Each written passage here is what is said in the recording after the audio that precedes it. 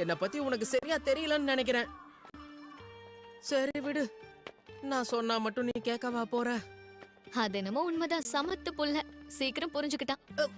நான் ஒண்ணும் சமத்து புள்ள கிடையாது. வேணும் தாண்டா அப்படி கூப்பிடுறேன் சோடா புட்டி. ஆ! உனக்கு இந்த பேரு பிடிச்சிருக்கா? ஓகரூன்.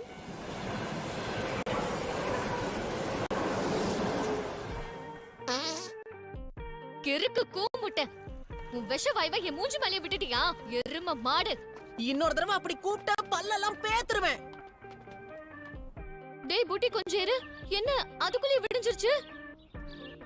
அப்படின்னா அந்த காஜி கிழவி வெளியே வர மாட்டாளே? என்ன நீ உண்மையாவா சொல்ற? அட ஆமாண்டா, நைட்ல தானே பேய் வெளியே வரும். சரி, அது வரைக்கும் என் வீட்ல வந்துரு.